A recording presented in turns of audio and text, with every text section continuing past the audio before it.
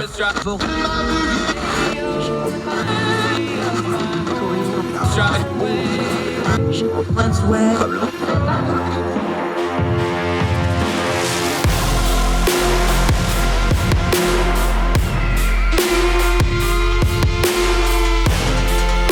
host, Andrew Donaldson. This is Heard Tell. Welcome back to Heard Tell. Let's go back over to the UK because there's some stuff going on over there you may have heard of. New face to the program. Always enjoy our UK contributors. Calum Paton is joining us from over there. He's a trainee lawyer. I don't like that term very much, but he's also studied history. He's written a book. We'll get to that in a minute. He director of The Speaker, a political outlet over there. Calum, great to see you, buddy. Appreciate your time today, my friend. Yeah, cheers. Thank you for having me on. So nothing major going on over there. I guess we can just talk about football and the Premier League table, right? Exactly. Not much going on here at all. As we're recording this, PMQs, Prime Minister questions, just ended here about 45 minutes ago, U.S. time. Let's just start right there. Rishi Sunak, of course, he does all the ceremonial stuff with the king, and he had his first side of 10 Downing Street and all that. PMQs is really your job as far as the public-facing job. How'd he do first time out?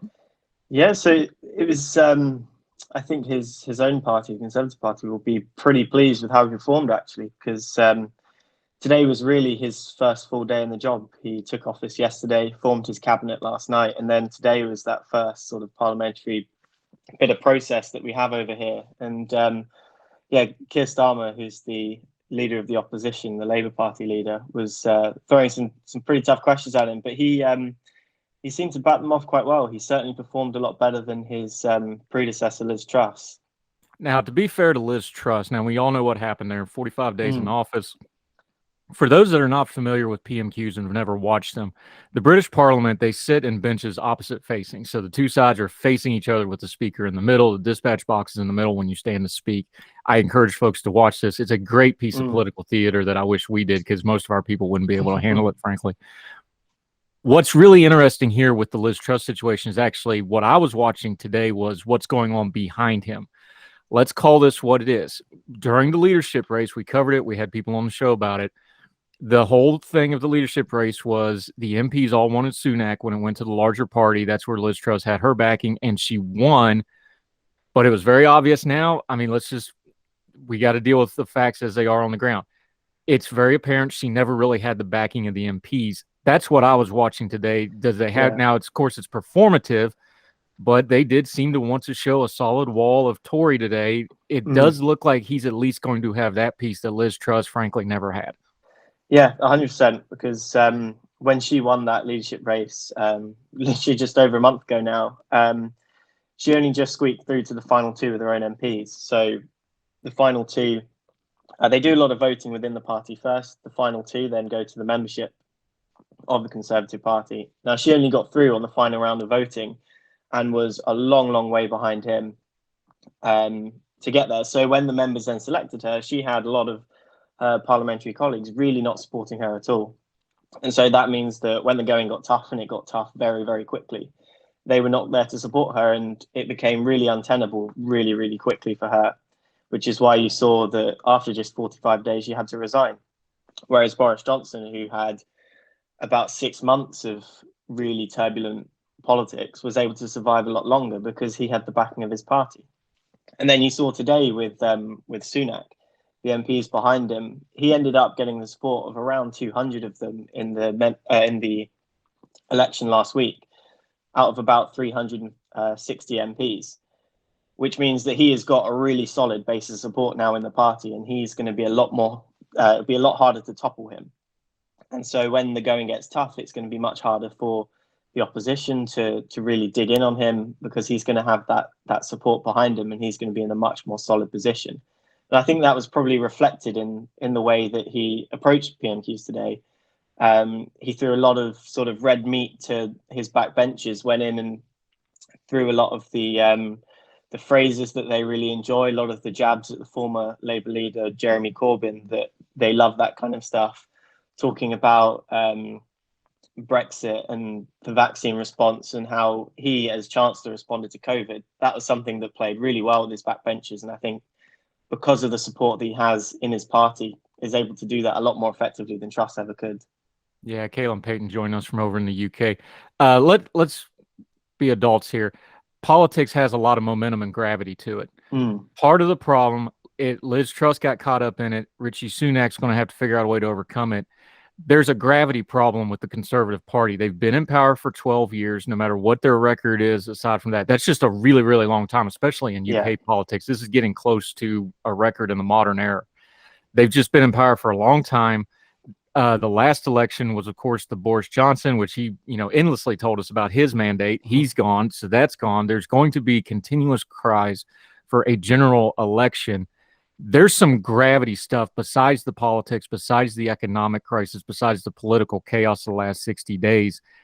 This is just going to be a steep hill to climb before you put anything else on it, just because of the gravity of the current chronology of what's going on with the Conservative Party right now, right? Yeah, 100%. Because unlike in the States where your elections are fixed every 4 years, we have sort of a window where election has to be held. It has to be within 5 years, but the government basically gets to decide when that election is. So we've got a bit of a weird situation at the moment where our government's in quite a weak position because of the turmoil of the last month and a half, but really it's been going on a lot longer than that. So there's a lot of cries in the country for an election. There's a lot of cries from the Labour Party across the other side of Parliament for an election, but they don't have control over that. It is the government who can control it. Now, we saw with Liz Truss, there were really increasing calls for an election because of how weak her position was as Prime Minister. So it really depends how these first few weeks and months go for Sunak as to whether we're going to end up in a situation where an election is likely. Because if he's able to cement his position, if he's got his parliamentary party behind him and can perform well, there is nothing the opposition can do. No matter how turbulent our politics gets, there won't be an election until he calls one. And that could run all the way up until January 2025. So it's difficult. And that really does put the pressure on him, because it is about how well he performs as to whether his party will end up having to face an election or not, and whether he will sort of have his government swept out of power, or whether he can maintain this sort of semblance of credibility and stability which will allow him to keep going.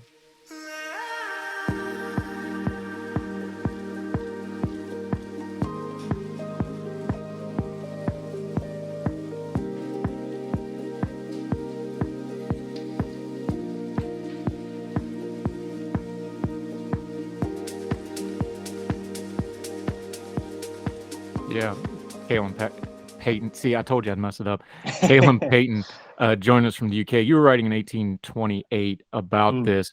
You broke it into two parts like I did, and everybody, pretty much everybody. Look, there's the economic crisis and political crisis. We're talking the political crisis, so let's just stay on that for just a moment. You talk about, Rishi Sunak mentioned it this morning, the manifesto.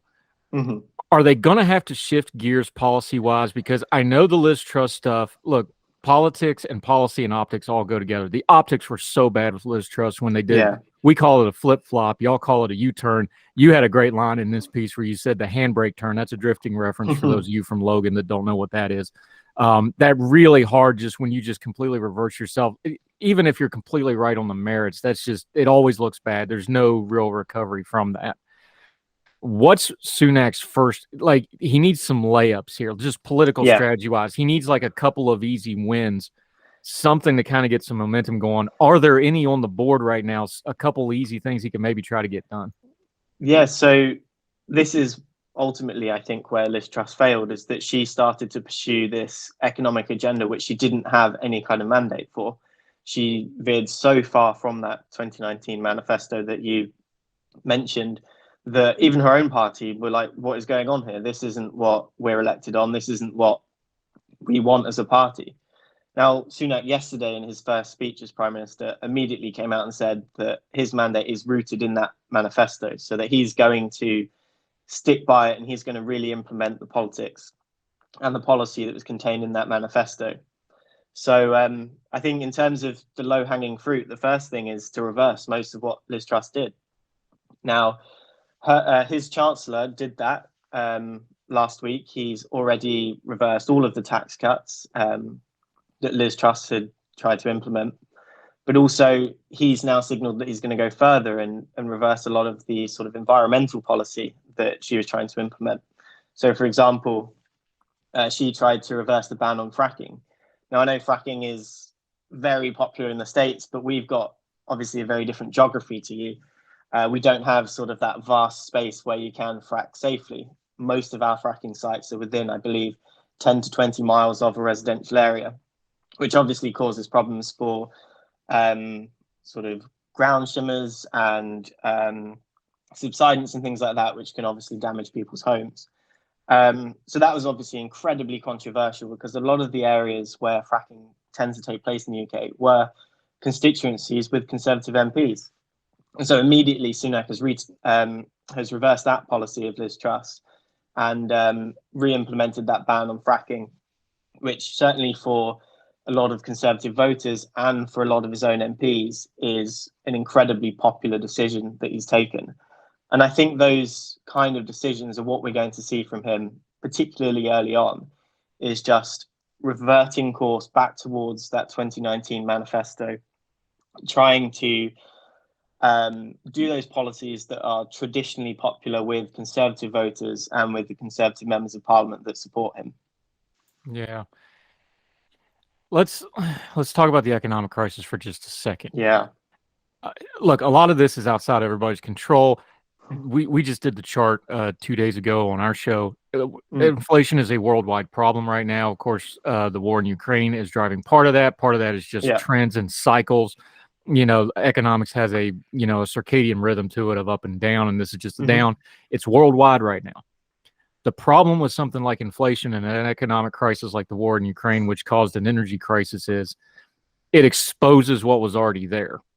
Yeah. Rishi Sunak, when he was Chancellor to Exeter, or however you say that crazy word y'all got over there. Exchequer, when he was Chancellor, he talked about this openly. I don't think he'll talk about it quite as openly as Prime Minister because, frankly, he can't politically. He talked about it. He's like, look, we've got economic mess that we haven't dealt with in many, many years. And then when you have a crisis, all of a sudden those fault lines become really big canyons. Now, he's not going to talk that bluntly now that he's Prime Minister, but that was his role for a long time. He's a very smart individual. He's done very well for himself in business privately. How's he addressed this in a way of going like, look, there's some just math here that's bad.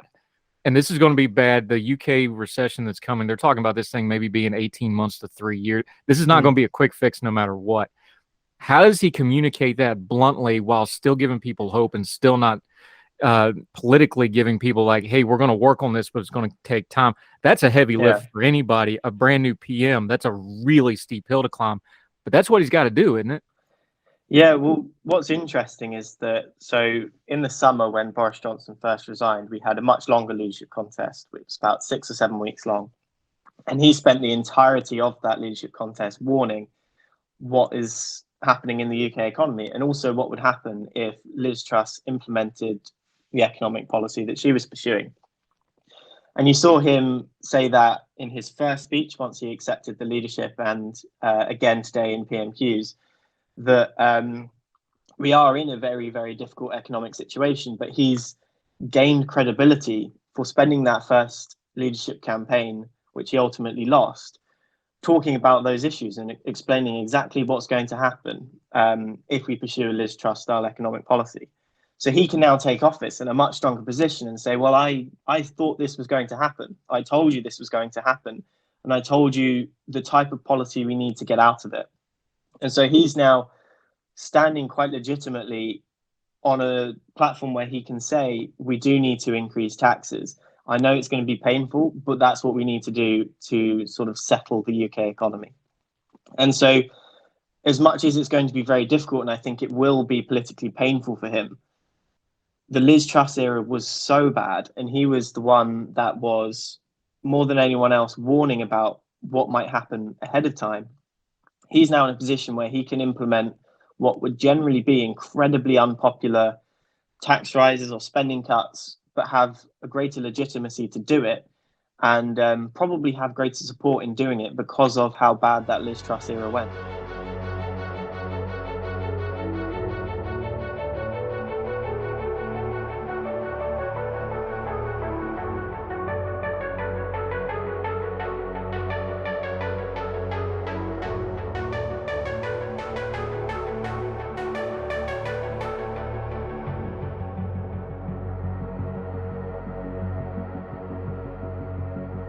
Yeah, Calum Paton joining us. Let's talk about Liz Truss for just a second. Um, I don't want to do the legacy thing because it's not fair, because she was kind of set up to fail, and then she perpetuated that with some really bad decision making, not understanding the room, that she didn't have the support to go big, and then going big. So it's, not all on her, but she didn't help it any. Yeah. I know you mentioned Neville Chamberlain writing about it, but these things are complicated when you go back in history, because Neville Chamberlain gets all the mess for the appeasement stuff, but he also built up the RAF, which ended up saving Britain. So these things have layers to it. When we get a year or two away from the Liz Truss thing, what's the lesson going to be? Is it a political lesson? Is it a backroom politic lesson? What do you think's going to be, when they teach this in political theory in a year or two from now in university? Yeah. What do you think they're going to be saying about that era? Not so much her personally, but like, hey, this is an anomaly in British history. How do we keep this from ever happening again? Yeah, I think probably two main lessons we'll be taking from it. One is an economic one. It's that you may believe in an ideology very strongly. You may quite rightly think that we should be cutting taxes, which is obviously not an unpopular opinion. However, you have to be wary of the economic climate that you're in, and understand that just because you believe something and you think it's the right idea doesn't mean that it's the right time for that kind of policy and that kind of economic policy. The other one, and I think it's probably going to end up being the much bigger lesson, is a political one. It's that she was elected by around 65% of the Conservative Party members, not a particularly small mandate from her party. She then had the death of the Queen, which left her with quite a lot of goodwill. Then she implemented the mini budget, which in the first day or so was incredibly popular with a lot of Tory members, because it was this great tax cutting bill that reminded people of Margaret Thatcher, who is still to this day seen by the Conservative Party as sort of a standard bearer, in a way that Ronald Reagan is similarly seen in the States. And that was really popular. But then the markets reacted. They absolutely hated it. The value of the pound against the dollar fell. Gilt yields rose, which made the cost of borrowing much more expensive for the government. Then you had a lot of turbulence in sort of insurance markets and pension funds, where a lot of investments are tied up. And you had to have interventions by the Bank of England. Suddenly you saw all of this fall away. And within 3 weeks of that mini budget, she was gone. And I think the main lesson that will be taken is the fact that she did this incredibly quickly. She had no need to announce such bold policy immediately. She could have taken a much more measured and slow approach, because there was no immediate election coming along. She could have spaced out this policy over a few years, tried to implement it slowly. In much the way that Thatcher did, it took her about 5 or 6 years before she went really, really bold. She waited for the economic conditions to be right. Truss went really quickly, really, really heavy on sort of the ideology of tax cutting, without any kind of thought for whether that was appropriate for the moment. But I think even more significant is that she refused to take any kind of advice that suggested that might not be appropriate. She sacked the top civil servant in the Treasury just before the budget. She didn't speak to the Office of Budget Responsibility, which basically oversees a lot of these budgets and makes sure that they are sort of fiscally prudent and the right thing for the economy at that time. And so the fact that she ignored a lot of these things, pushed ahead really quickly without any kind of thought or ongoing plan, is the ultimate failure of her premiership. And I think that's probably the major lesson that people will end up taking from it.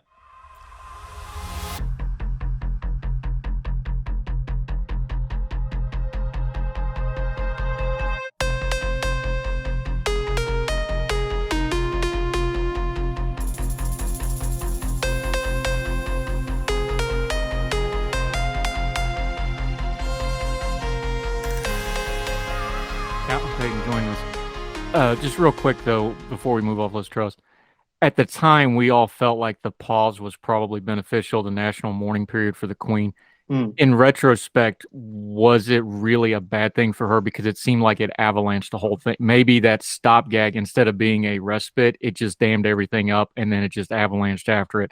In retrospect, is that an accurate assessment, you think? I wouldn't say so. I think in many ways it was a bit of an opportunity for her, because she, up until quite recently, was not a particularly frontline figure in UK politics. She became the Foreign Secretary, I believe, earlier this year. And so that was her first real big exposure to the public. But still, she wasn't particularly well known. So when she took office, that was her opportunity to define herself to the public. So in a way, that pause gave her the opportunity to be seen a lot in a much more friendly way, in a way that you're not going to have that immediate pressure thrown on you. You're going to be seen as a leader in an important time, but you're not going to have a lot of pressure on you. There was a lot of willingness and goodwill there. But then within a week of that whole mourning period being over is when the mini budget happened, and that's really what led to her downfall. And whether the mourning period made them go into that a bit more blindly, or whether it actually, saved her another 2 weeks if they'd done that budget sooner, and she might have ended up losing her job sooner. So it's difficult to say, but I would probably say it was an opportunity for her rather than that being the reason that she fell. It's just an opportunity that she didn't really take. Yeah, I think missed opportunity might be the subheading on this whole ordeal of the last 60 days or so. Real quick, before we let you go, for the outside observers like us, overseas in America, the worldwide audience that we have, give us a couple mileposts to be watching for with Rishi Sunak. Obviously, he's going to go a little bit slower than Liz Truss did, because he's a smart guy. He saw what just happened. Give us one or two things to watch for as the news starts trickling out over the next couple of weeks. What should we watch for? What's kind of the first milestone, besides, making it 45 days without getting sacked? What's a couple things we should be watching for to measure how Rishi Sunak is doing as a prime minister? Yeah, so I think the first thing is that at the moment, the Conservatives are so far behind the polls. It's something like 30 points that you'd imagine he is going to start closing that gap to a more typical level, maybe 10, 15, 20 points. It'll be interesting to watch those polls in the coming weeks to see whether he does actually close that gap or not. So I think that'll be quite an important thing to watch for, because it will really define, I think, particularly how our politics goes next year in 2023, whether the Conservatives still are extremely far behind the polls or whether they start to close that gap. The other one is the fiscal statement that's coming in mid-November, I think the 17th of November, which is essentially going to outline his economic policy moving forward. Obviously, it was the economic policy of Liz Truss that led to her downfall. So this is going to be something to watch for, to see how he does it. You'd imagine it's going to be a lot more prudent, that it might see some moderate tax increases and things like that. But obviously, that could have its own political ramifications if he does start to increase tax. So I think really the main thing to look out for is that statement and see what approach he takes, but also to see whether he's able to start closing that gap in the coming weeks. Yeah. Calum, Paton, great stuff, my friend. You wrote a book called 2020 As It Happened. You could definitely do a sequel on 2022 between the Queen and 3 prime ministers, and we're not even done with it yet. So you might want to look into that. Might want to go ahead and get that locked down as copyright, my friend. We'll definitely have you back. Until we get you back on Heard Tell again, let folks know where they can follow you, what you have going on with your writings and other things, my friend. Yeah. So my Twitter is at Paton_Calum. So do have a look over there. And if you want to check out The Speaker, which is a media organization that I run, then that's at Speaker Politics. And you can see some of the writing that I do over there. Yep. We'll link to all of that, including a couple of his pieces. He wrote about the Truss has left the mantle and possibly difficult for her successor. That's the one we were quoting from here. He's written some other stuff. We'll link to all of it. Make sure you follow him and keep up with him. We'll have you back on, man, because it ain't going to get any less interesting over in the UK. And besides, that means we don't have to talk about our own problems. We can focus on y'all's. Thank you so much for the time today, sir. Appreciate it. Cheers. Thank you very much. Yes, sir.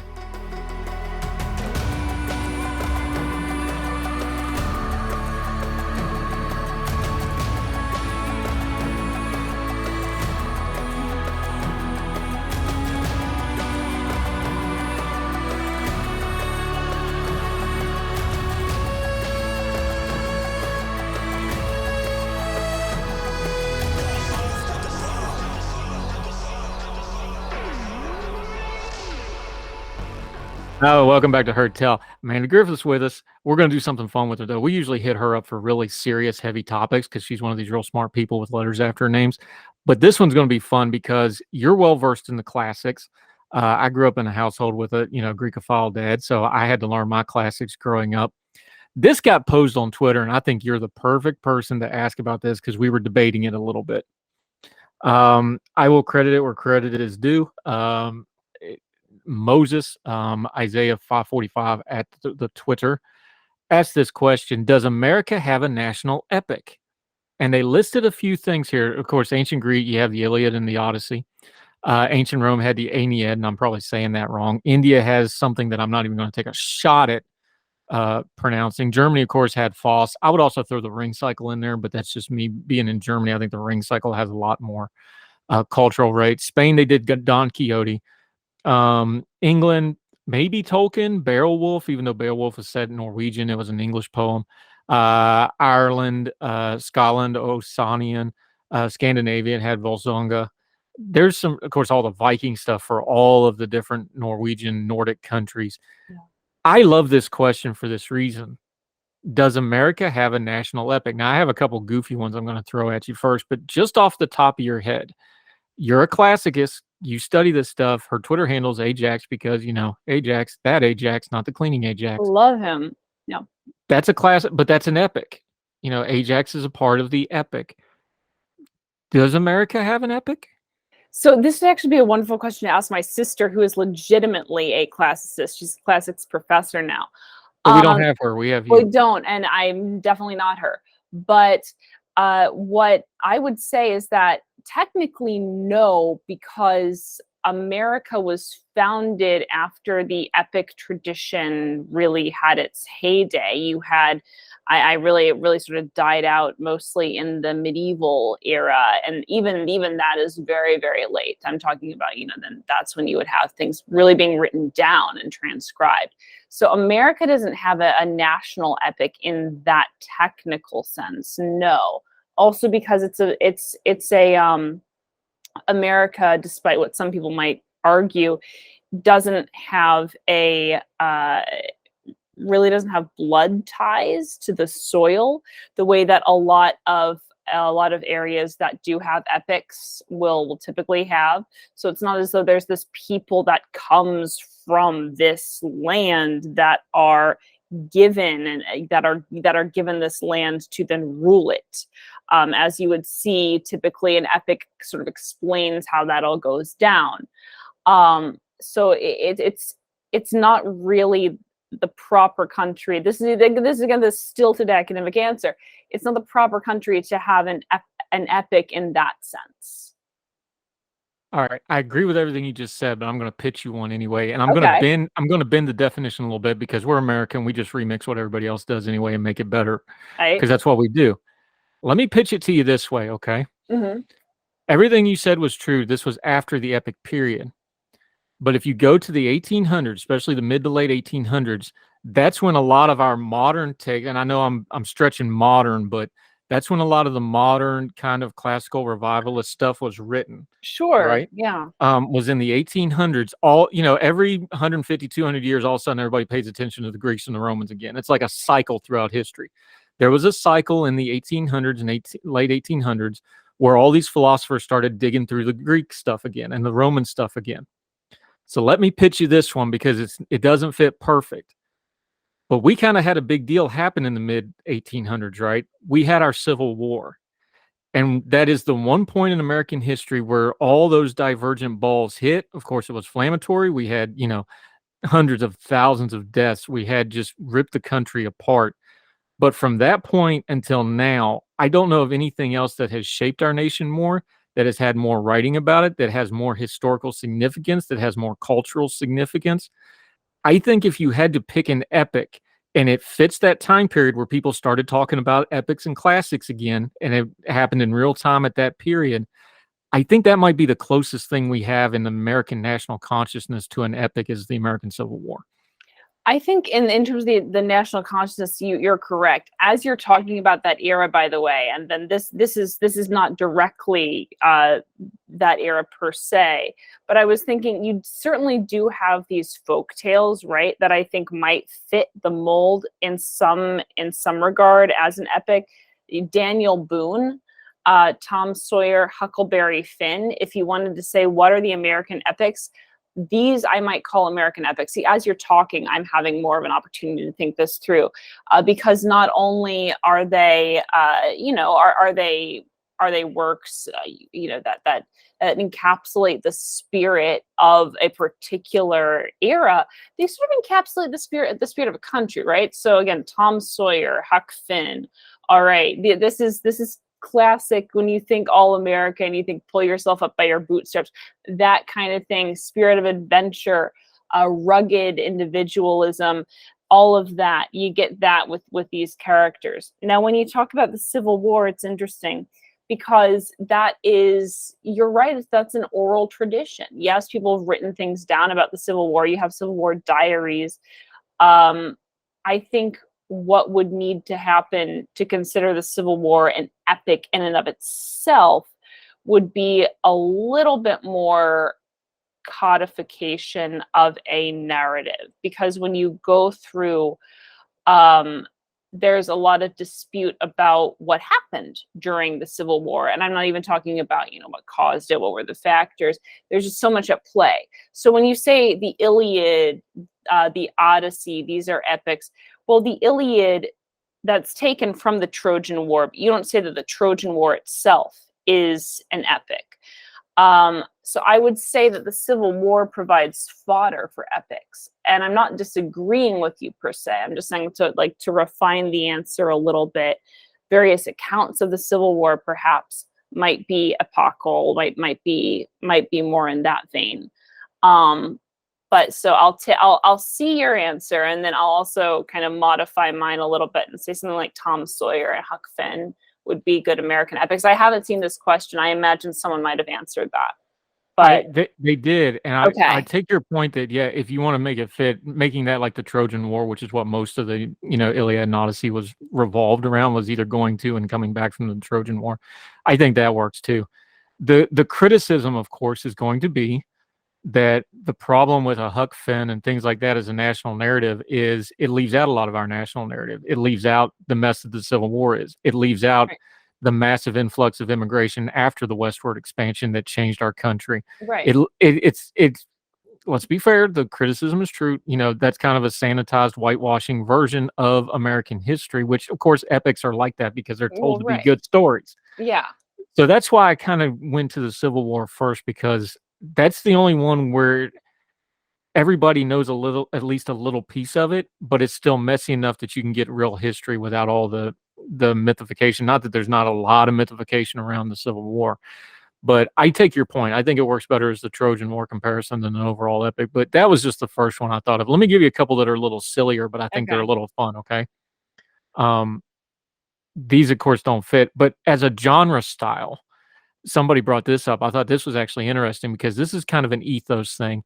Westerns, which are kind of uniquely American, at least in cinema especially, they have some epic traits when you start thinking about things like how the Western, it's kind of uniquely American. It's that spirit of adventure kind of stuff. It's not a perfect square peg in that round hole, but I could see that.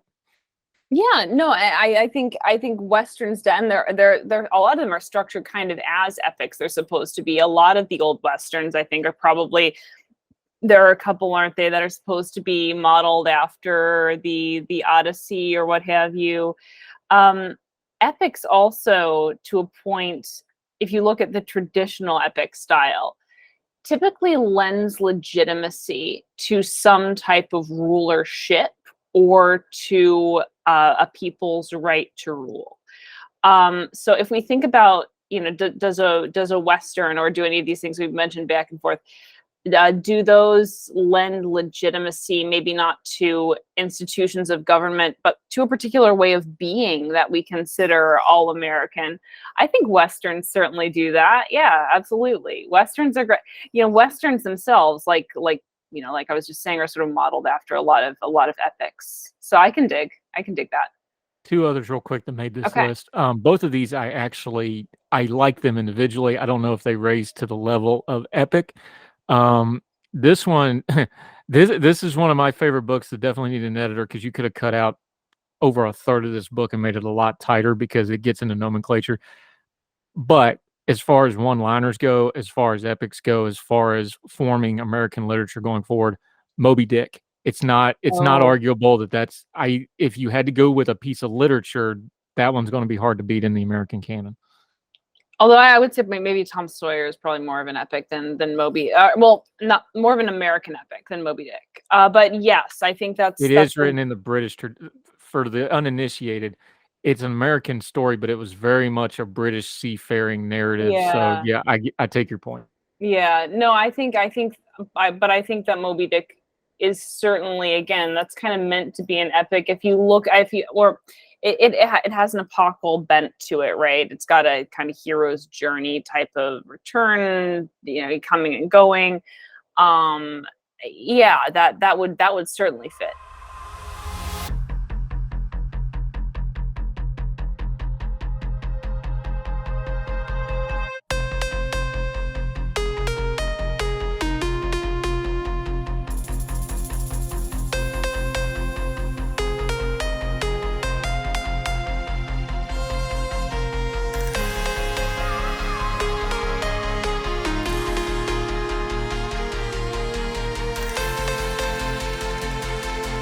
All right, this one's a little more obscure, although people will know the one part of it when I say it, but probably a lot of folks don't realize it's actually part of a larger series. I'm going to preface this by being honest. I've actually read the original book. It's unreadable. It is utterly you cannot read it without a modern translation of this, even though it's written in America in English, because it's unreadable. The Last of the Mohicans. It's part of the Leatherstocking Tales. But if you're going to go to foundational myth making for a people and a culture and a country, that's probably about as close as it gets as foundational myth making is the Leatherstocking Tales. And of course, the most famous part of that is the Last of the Mohicans narrative. Yeah, that was, I think that one's a pretty good one. That's a very good one. That's a very good one. Again, all of these fit, right? They all fit in different ways that I think are really cool. And again, like American syncretism. So no, there isn't one grounded, solid American epic, but there are a whole bunch that if you compile them together, as we've been doing, you get these core themes that come up again and again. And I think do not only shine a light on certain aspects of the American spirit, you'd call it, but also legitimate it and say, this is a really cool thing, and applaud it and praise it, and also critique it in interesting ways. Shine a light on maybe some of the more difficult or challenging aspects of the American spirit and the American story as well. So I think these all work when you put them together. Just like, again, this unique blend of ness that becomes American ness that is so wonderful. Yeah, and on that one, I think this one, at first I was kind of like, and then the more I thought about it, the more I thought this actually really, really fits, because it goes into the one I started with, which was the Civil War. This was a precursor to the Civil War. So if that's going to be your Troy narrative, if you're going to have an Agamemnon, you're going to have something that predates that. Uncle Tom's Cabin, Harriet Beecher Stowe. It was actually called Life Among the Lowly, was what it was actually called originally. 2 volumes. This really cranked up the social consciousness on a lot of levels. The more I thought about it, the more I looked at it. Yeah, that one fits. That absolutely fits. I think that's a great one to add to the American canon for a number of reasons. And I mean, to the American epic canon in particular that we've been making up just now, that absolutely is a powerful one. And I'd include that for sure. All right, now my silly one. But before I get to that, do you have one off the top of your head that you can think of that you would think either silly or serious, epic for America, before I give you my goofy one? Again, I'm gonna say Tom Sawyer, Huck Finn, and I don't know if there's a silly one that I have. No, I want to hear yours. Let's go for it.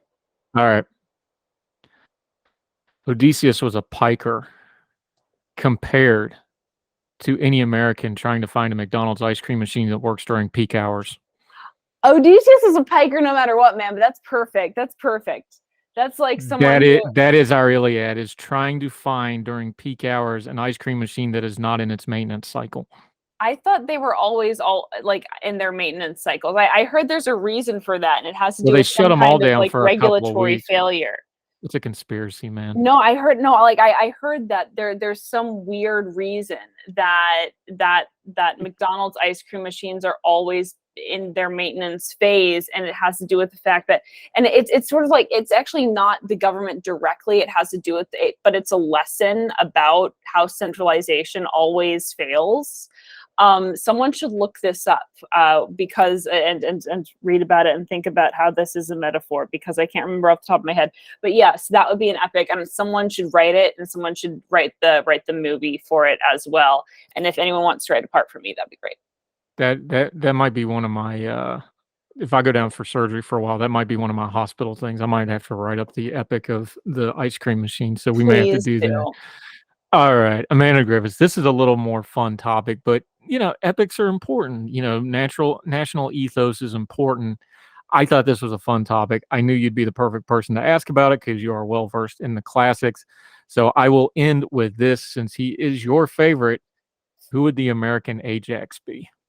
Ooh, I can't say me. No, it can't be you. No, I was joking anyway. No, who is the American Ajax? Here's the thing. I think part of why I like Ajax so much is because Ajax has so many American qualities that I would identify as being very much American and individualistic. There is pride, certainly. There is this sense of self-determinedness and sense of individualism. Salvation's light is in the work of our hands. There's, the sense of your spirit leaps at a challenge. Your spirit leaps at the opportunity to prove yourself. Who's the American Ajax? I almost said someone like Elon Musk. He's not even American. I think, and Elon Musk's more of an Odysseus type of fellow anyway. Gotcha. Yeah. I'll take a stab at it. Okay. If he gets killed at San Juan Hill, Teddy Roosevelt. Yeah, I was actually that Teddy Roosevelt occurred to me. But he's got to die at San Juan Hill, at the gates of Troy. He can't do the rest of it because then it doesn't fit anymore. Yeah. But if you have him just where he self-made himself, a vigorous life, all that, the bully stuff, that would work. Because he fits all that. Not physically, obviously, he wasn't the imposing figure with the Warhammer. But mentally, rhetorically, attitude-wise, he jumps off the page at me.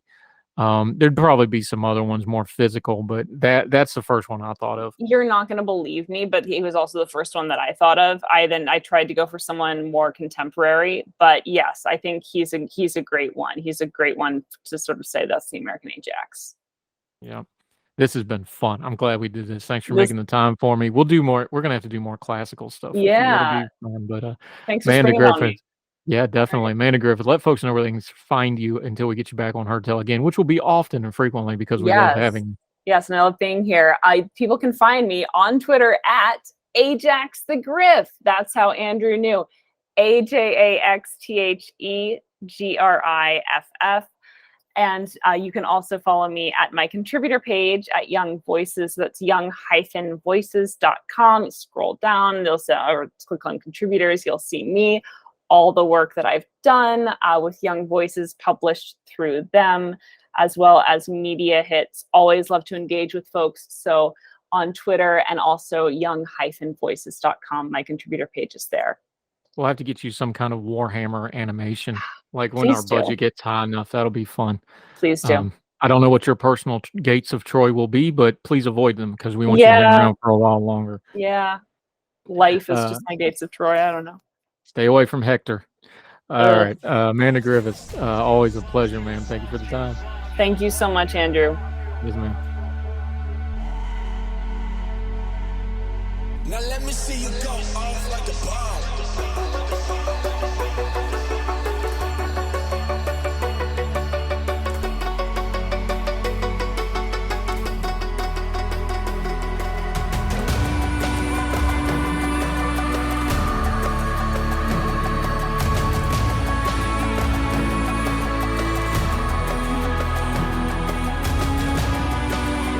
Tell I'm Andrew Donaldson. Here's a fun one from our friend Keith Conrad's very excellent News Side Quest newsletter, which you need to subscribe to for free. We get all kinds of good little tidbits from them. Let's go over to the UK, even though this was written by the Aussies.